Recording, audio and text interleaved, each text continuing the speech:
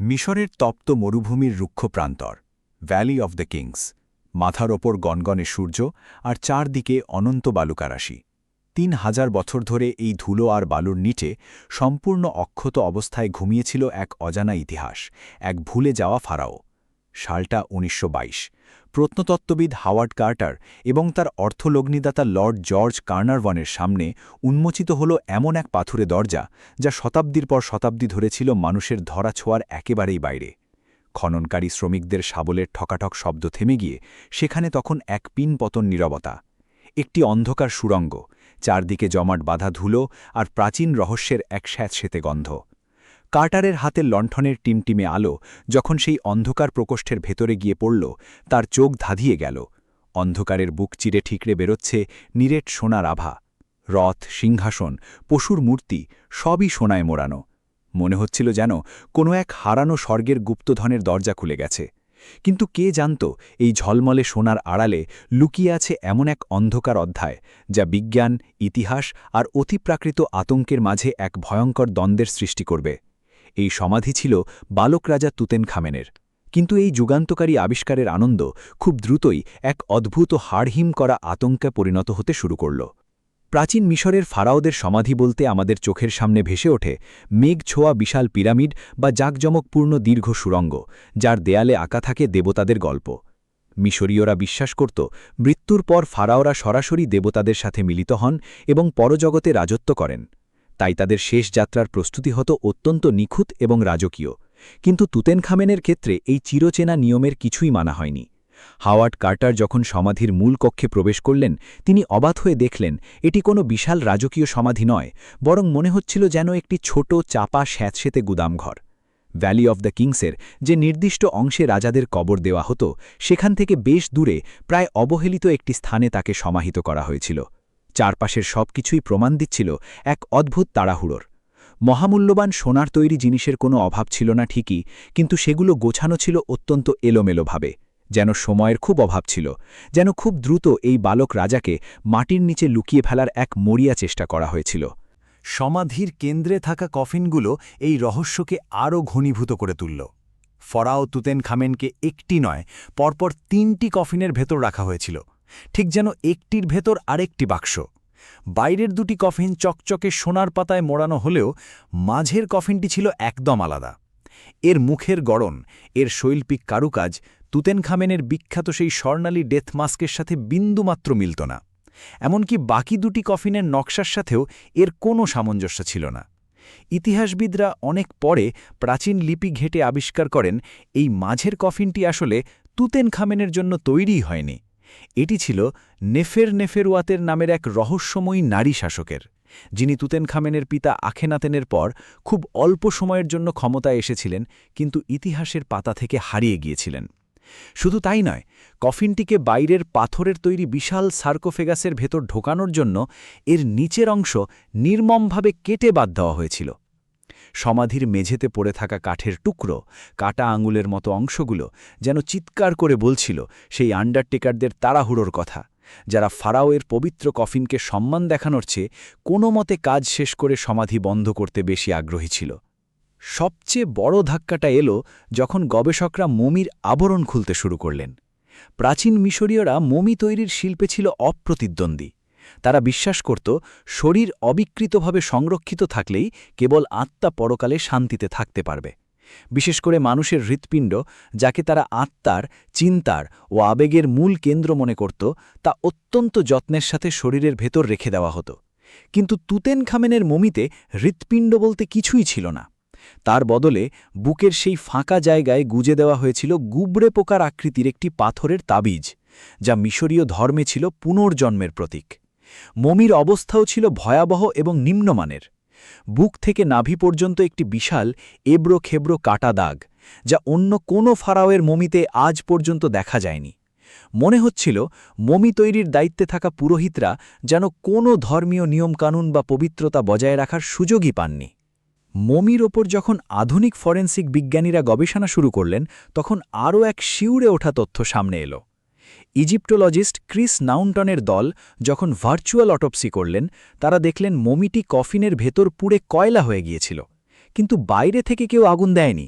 আর প্রাচীন মিশরীয়রা কখনোই তাদের রাজাদের শরীর পুড়িয়ে অসম্মান করত না। রহস্যের জট খুলল রাসায়নিক বিশ্লেষণে। তুতেনখামেনের মৃতদেহের ওপর এত বেশি পরিমাণে সুগন্ধি তেল এবং রেজিন ঢালা হয়েছিল যে মিশরের প্রচণ্ড গরমে কফিনটি সিল করে দেওয়ার পর ভেতরে মারাত্মক এক রাসায়নিক বিক্রিয়া শুরু হয়। একসময় সেই বিপুল পরিমাণ তেল আর রেজিন স্বতঃস্ফূর্তভাবে জ্বলে ওঠে, যাকে বিজ্ঞানের ভাষায় বলা হয় স্পন্টেনিয়াস কম্বাশন। কফিনের বদ্ধ অন্ধকারে ৩,০০০ বছর আগে ফারাওয়ের মৃতদেহটি নীরবে পুড়ে ছাই হতে শুরু করেছিল। এই পোড়া মমিটিকে যখন কফিন থেকে বের করার চেষ্টা করা হচ্ছিল, তখন তা কফিনের তলার সাথে এমনভাবে আটকে ছিল যে তা আক্ষরিক অর্থেই তা ঘষে ঘষে তুলতে হয়। আর সেই টানা হেঁচড়ার প্রক্রিয়াতেই মমির মাথার খুলি ও শরীরের বিভিন্ন অংশ আলাদা হয়ে মারাত্মকভাবে ক্ষতিগ্রস্ত হয়।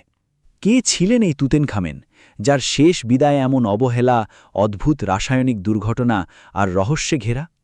সময়ের চাকা ঘুরিয়ে প্রাচীন মিশরের সেই স্বর্ণযুগে ফিরে গেলে দেখা যাবে এক অভিশপ্ত রক্তধারার মর্মান্তিক গল্প। ফারাওদের রাজবংশে ক্ষমতা ও রক্তের বিশুদ্ধতা ধরে রাখার জন্য নিজের পরিবারের মধ্যে অর্থাৎ ভাই বোনের মধ্যে বিবাহের প্রথা ছিল। তুতেনখামেন ছিলেন এমনই এক জিনগত ত্রুটির নির্মম শিকার। এক বিশাল সাম্রাজ্যের অধিপতি হলেও এই বালক রাজার শরীর ছিল অত্যন্ত দুর্বল।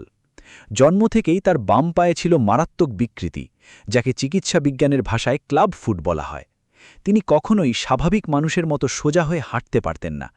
সমাধির ভেতর থেকে পাওয়া প্রায় ৩৫০টি সুনিপুণ কারুকাজ করা হাঁটার লাঠি প্রমাণ করে যে এই ফারাও প্রতিটি পদক্ষেপে কতটা অসহায় ছিলেন।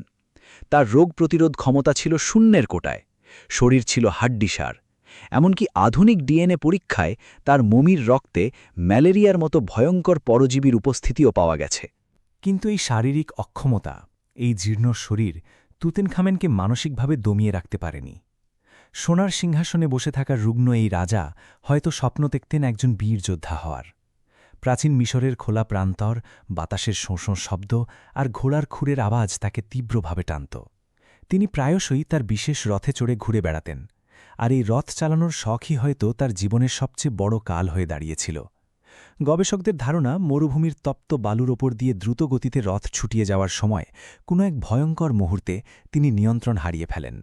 দুর্বল শরীর ছিটকে পড়ে রুক্ষ পাথুরে মাটিতে, আর পেছনে ধেয়ে আসা ভারী রথের চাকা সজোরে তার বুকের ওপর দিয়ে চলে যায়।